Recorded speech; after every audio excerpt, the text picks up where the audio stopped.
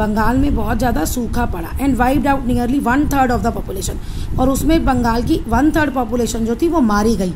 ना कंपनी ने ना नवाब ने प्रोवाइडेड एनी एड, कोई मदद की। Meanwhile the company official amassed great wealth, और वो एक कंपनी के ऑफिशियल से जो वो बस अपना खजाना इकट्ठा करने में लगे हुए थे। 1772 में वॉरेन हेस्टिंग जो 1772 से 1785 में था, वो न्यू गवर्नर जनरल बन गया बंगाल का। The dual system of governance ended, फिर ये खत्म कर दिया उसने, एंड बंगाल जो थी वो डायरेक्ट कंट्रोल में आ गई ईस्ट इंडिया कंपनी के। यानी कि अब वो वर्चुअल रूलर ना होके रियल रूलर बन गए बंगाल के, ईस्ट इंडिया कंपनी वो बन गई। नेक्स्ट है ग्रोथ ऑफ ब्रिटिश इन्फ्लुएंस। अब बंगाल में तो उन्होंने कर लिया, आगे पूरी इंडिया में क्या किया। In order to bring the whole of India under its domination the British adopted some novel expansionist strategies. अब कुछ अच्छी उन्होंने एक्सपेंशन स्ट्रैटेजीज मतलब अलग अलग पॉलिसी अपनाई पूरी इंडिया को अपने कंट्रोल में करने के लिए। During the second half of the 18th century, ये था 18th सेंचुरी से पहले वाला हाफ जो अभी आपने पढ़ा बंगाल का। अब है जब बंगाल पे उनका हो गया तो फिर 1750s के बाद मैसूर मराठा वो बिगेस्ट थ्रेट थे ब्रिटिश रूल के लिए, खतरा था उनको। Company launched war against both, और दोनों के खिलाफ कंपनी ने वॉर की, लड़ाइयाँ की। Mysore emerge as a powerful state under the outstanding leader of Hyder Ali.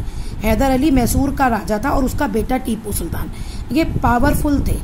तो मैसूर इनके टाइम में एक पावरफुल स्टेट थी। Mysore control the profitable spice trade of Malabar coast, और मैसूर जो है जो स्पाइस ट्रेड था ना, मसालों का व्यापार, उनको वहाँ से बहुत प्रॉफिट होता था। 1785 में टीपू सुल्तान ने एक्सपोर्ट स्टॉप कर दिया सैंडलवुड, पेपर, कार्डेमन, इलायची।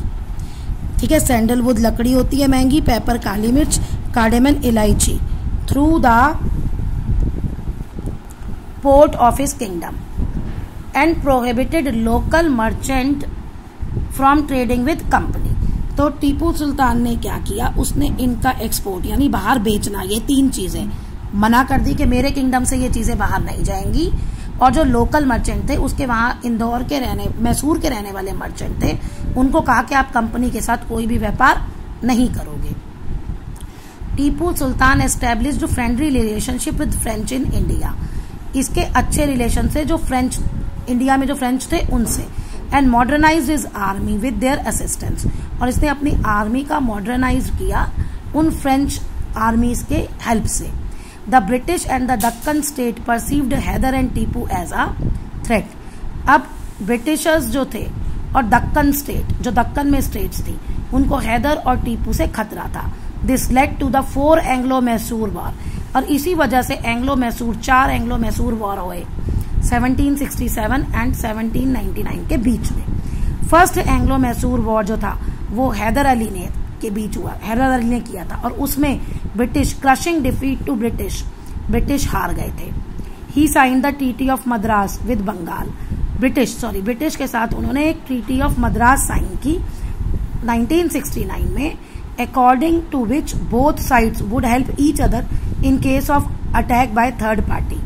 और उसमें यह साइन किया गया कि दोनों पार्टीज एक दूसरे की मदद करेंगी अगर कोई थर्ड पार्टी उन पे आक्रमण करती है।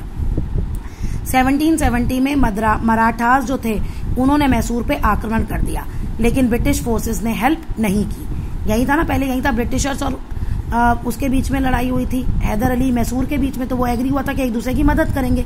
दिस इनरेज्ड हैदर अली, अब हैदर अली को इस बात से गुस्सा आ गया एंड उसने पॉलीलूर में ब्रिटिश को फिर से हरा दिया। हैदर अली 1782 में मर गया while fighting the English forces in Chittor में इंग्लिश फोर्सेस के साथ लड़ता हुआ वो मारा गया। लेकिन उसका बेटा Tipu Sultan continued the war, उसने वॉर जारी रखी। सेकेंड एंग्लो वॉर जो थी वो 1784 में एंड हुई और ट्रीटी ऑफ मैंगलोर बनी।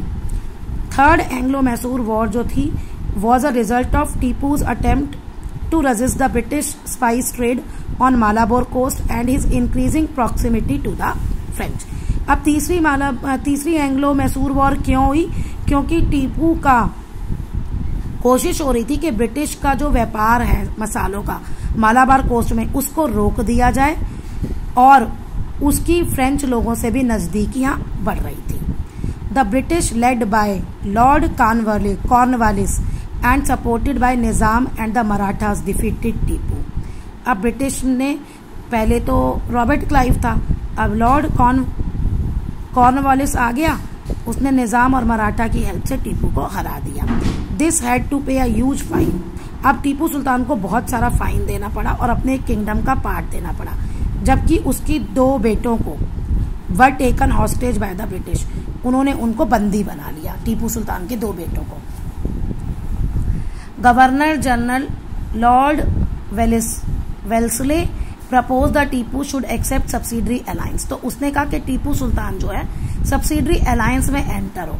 टीपू आउटराइटली रिजेक्टेड, पहले तो उसने बिल्कुल मना कर दिया, जिसकी वजह से फिर 4th एंग्लो मैसूर वॉर हुआ, जिसमें टीपू सुल्तान मारा गया 1799 में, और वो अपनी कैपिटल को बचाता हुआ मारा गया। टीपू सुल्तान की डेथ के बाद ब्रिटिश ने उसके किंगडम को खत्म कर दिया। मैसूर को Wodeyar place Mysore under Wodeyars the former ruling dynasty and impose subsidiary alliance on the state. अब जिस पे पहले जिसका राज था ना, प्लेस वोडियार्स का जो पहले रूलिंग डायनेस्टी थी, उसको दे दिया मैसूर का राज, और उसके राजा को कहा कि अब आप सब्सिडरी अलायंस हमारे साथ, इस ट्रीटी को हमारे साथ आप मानेंगे। हाँ जी, अब क्वेश्चन ये है कि ये सब्सिडरी अलायंस होता क्या है ना। देखिए, सब्सिडरी अलायंस में क्या होता है, वो एक ट्रीटी होती थी जो हर राजा ब्रिटिश जिनको कहते थे साइन करनी पड़ती थी। इसके अकॉर्डिंग क्या होगा कि राजा जो है वो ब्रिटिश जो है वो राजा को अपनी आर्मी देंगे।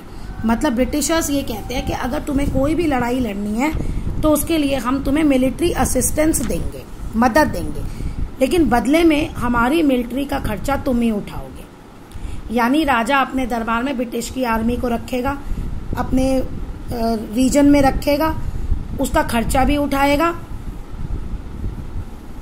और बदले में वो उसको ब्रिटिश की जो आर्मी है वो राजा को मदद करेगी। लेकिन सोचने वाली बात है, जो ब्रिटिश की आर्मी है वो बात किसकी मानेगी? वो तो ईस्ट इंडिया कंपनी की ही मानेगी ना, ब्रिटिशर्स की मानेगी। वो राजा का तो कुछ भी नहीं मानेगी।